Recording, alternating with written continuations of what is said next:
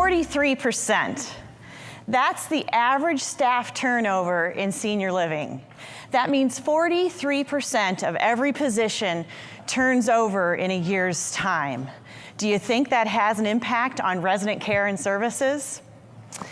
19%. That is what Christian Living Communities and Cappella Living Solutions was able to reduce turnover to in one of our communities. And I'm going to share with you how, at very little to no cost.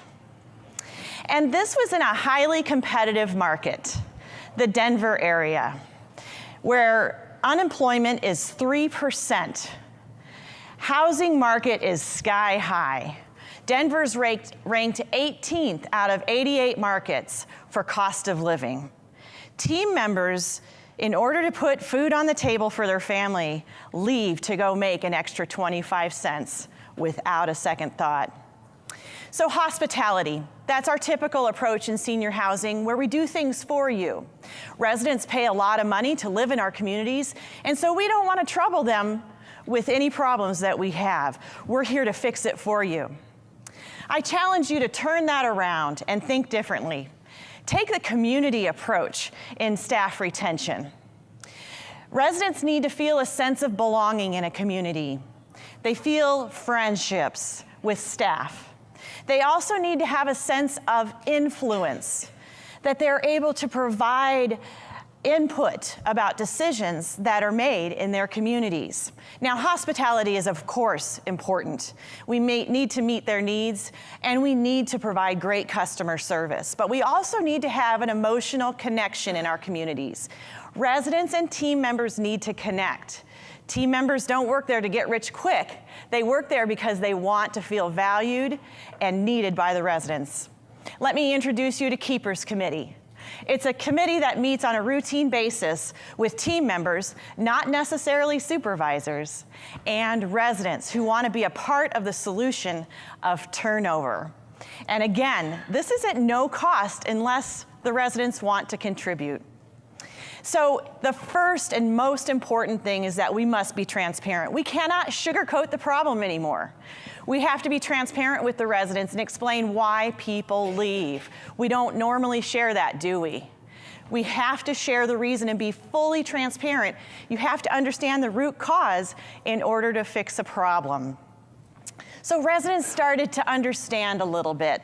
They started to meet with team members and started to be mentors to the team members, even inviting them for a cup of coffee or lunch and talking about what it's like to work at the community.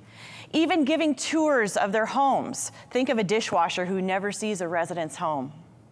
Residents also started to have parties with the team members, collaborating together. And they wrote notes of appreciation and shared them out loud with the team members in front of their peers. Beyond, you do a great job, but rather, do you remember the time when you did this for me? You have no idea what that meant to me. So let me introduce you to Roy and Bob. Roy and Bob had been professionals all their careers, and they were grumbling in the dining room one day about, why isn't management doing something about this? Why don't they just pay them more so we have the same servers every night? Well, a Keepers Committee member, another resident, heard them saying that and invited them to a Keepers Committee meeting the next day. Roy and Bob were enlightened. They were alarmed yet pleased with what was shared at the Keepers Committee. They started to understand. They started to be a part of the solution. They started to stopping grumbling in the dining room and being a part of fixing the problem. So residents started to collaborate with team members on a routine basis. They started sharing their ideas with one another. They started making it a norm to talk about what it's like to work in the community. There was full collaboration. We even took it as far as sharing team member survey comments. We would de-identify it if we needed to, but we would share actual comments that team members shared in their monthly satisfaction opinion surveys. So residents knew exactly what team members were saying. So residents started to get it. They started to understand why we were doing this. They started to understand the workforce issues in the Denver market. And it started to become the normal thing about turnover and understanding what we needed to do in the community to make that cultural shift. And it also provided a path or an avenue for residents to give back. Many residents were able to reconnect with purpose and meaning when normally they may not have been able to contribute if we continued to sugarcoat the issue. But now they were able to share their experiences and their talents to solve the problem. But I caution you, you can't take a cookie cutter approach. If you're going to meet with me next door to talk about this more, I can't feed you the program, but we can work together to develop a program that works for you and in your community.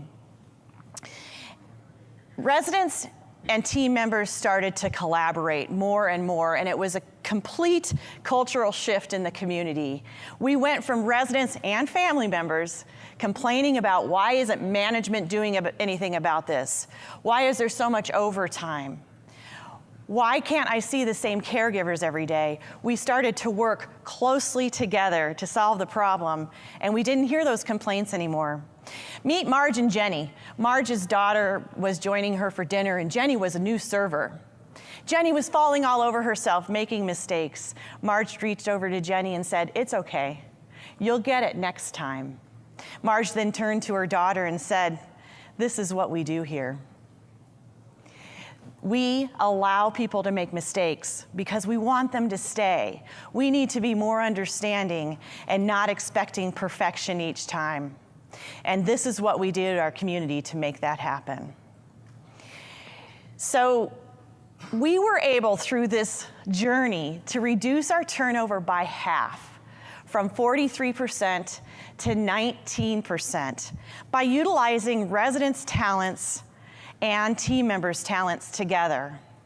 And we were able to close the back door and keep our talented team members. Thank you.